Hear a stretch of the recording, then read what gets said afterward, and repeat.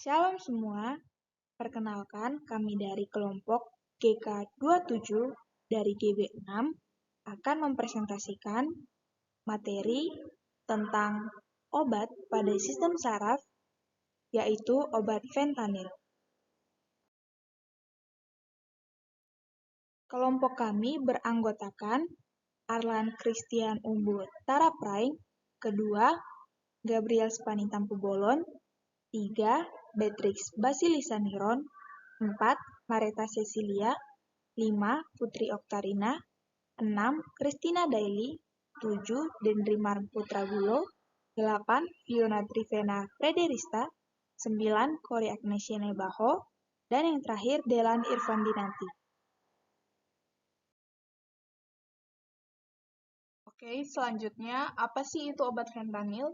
Fentanyl merupakan obat nyeri narkotik yang digunakan untuk menghilangkan rasa sakit seperti setelah operasi atau kanker ganas, termasuk dalam kategori obat yang sangat kuat.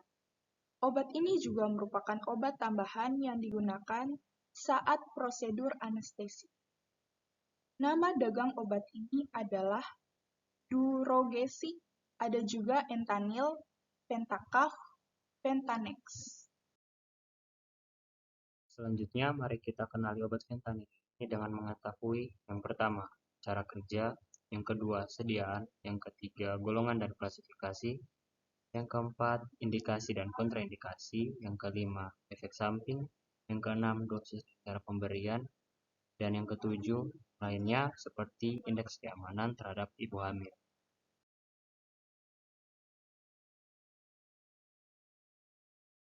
Bagaimana sih cara kerja obat fentanyl?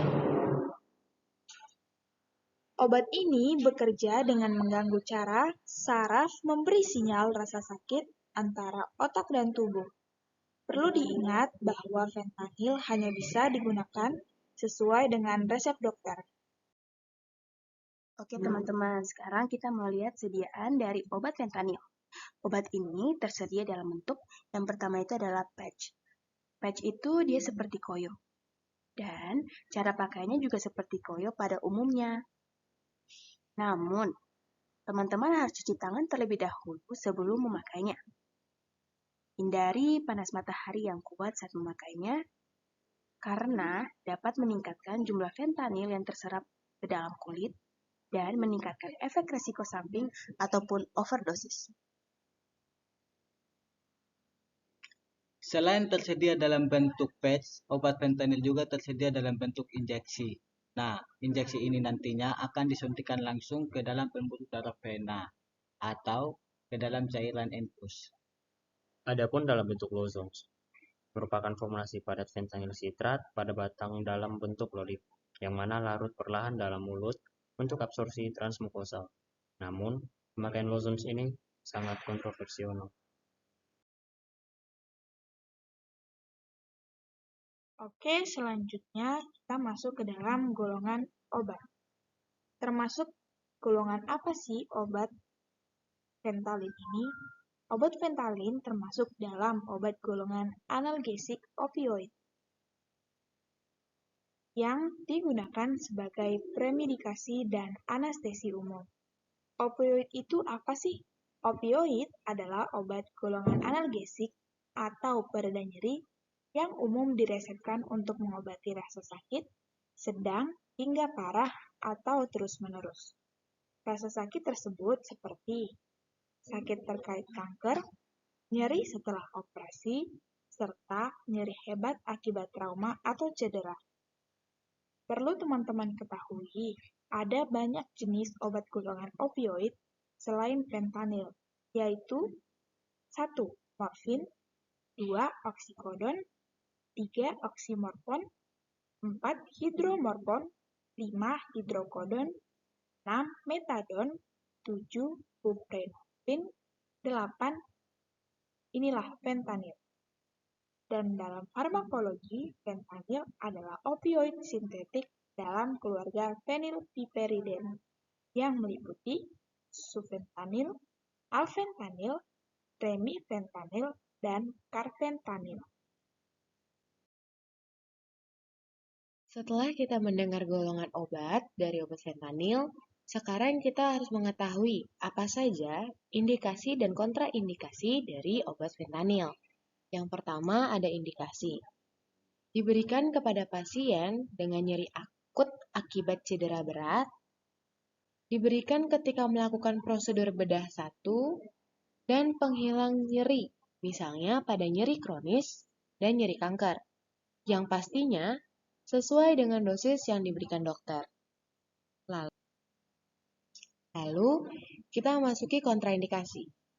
Tidak diberikan kepada pasien yang alergi terhadap salah satu agonis narkotik, pasien yang sedang hamil maupun ibu menyusui, dan pasien dengan depresi pernafasan. Teman-teman semua, berikut cara pemberian obat fentanyl.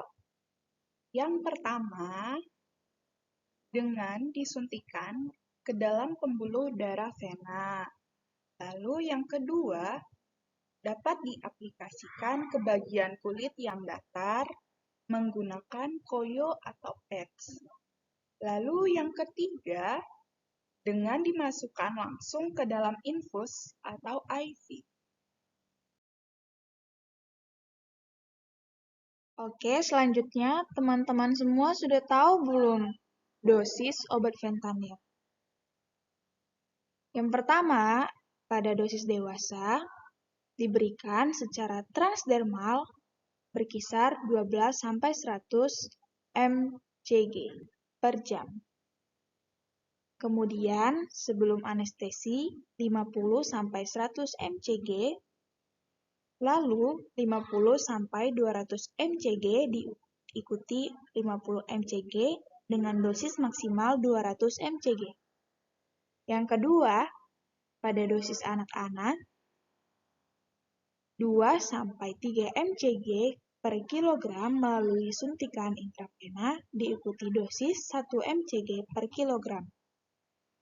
Yang terakhir, pada dosis lansia, sesuai dengan instruksi dokter.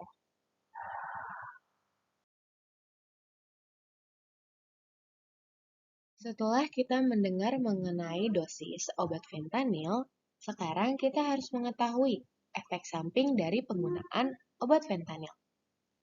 Efek samping penggunaan fentanyl pada umumnya adalah pasien akan mengalami mulut kering, pasien mengalami keringat berlebihan, pasien akan mengalami pusing ataupun sakit kepala, apnea, hingga muntah. Dan jika dikonsumsi atau dosisnya berlebihan, akan mengakibatkan kematian. Dampak di atas umumnya dapat membaik dengan sendirinya dalam waktu beberapa hari tanpa pengobatan khusus. Adapun gejala dari efek samping serius, yang pertama ada diare parah atau kram perut, lalu nyeri atau kaku pada otot, pusing atau sakit kepala parah, kesulitan bernafas atau sesak nafas, lalu muncul rasa gelisah, mengalami gangguan tidur, mudah marah atau berhalusinasi, mengalami penurunan nafsu makan, dan peningkatan detak jantung. Peningkatan resiko efek samping dapat terjadi jika obat digunakan dengan cara yang tidak tepat. Kondisi tersebut juga beresiko dialami jika obat dikonsumsi bersamaan dengan alkohol. Oke teman-teman, kita tadi sudah mendengar mengenai indikasi dan kontraindikasi dari fentanyl. Dan dibilang bahwa tidak bisa dikonsumsi oleh ibu hamil dan ibu menyusui. Jadi, amankah untuk bumil dan busui?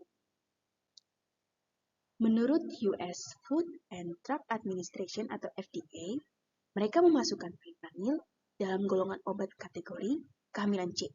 Mengapa? Karena fentanyl dapat terserap ke dalam ASI dan menyebabkan ataupun diduga menyebabkan efek berbahaya pada janin manusia.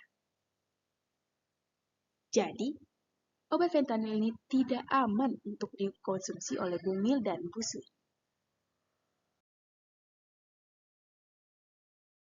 Tadi kita ada menyinggung tentang obat opioid. Nah, apakah penggunaan opioid ini berulang sering mengakibatkan kecanduan? Ya, penggunaan opioid berulang sering mengakibatkan kecanduan.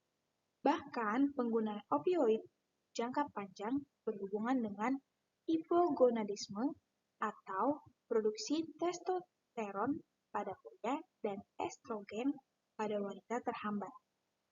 Bahkan, penggunaan opioid berulang sering juga mengakibatkan depresi bahkan kematian. Oke, baik teman-teman semua, berikut ini adalah sumber yang kami pakai dalam menyusun PPT yang sedang kami presentasikan.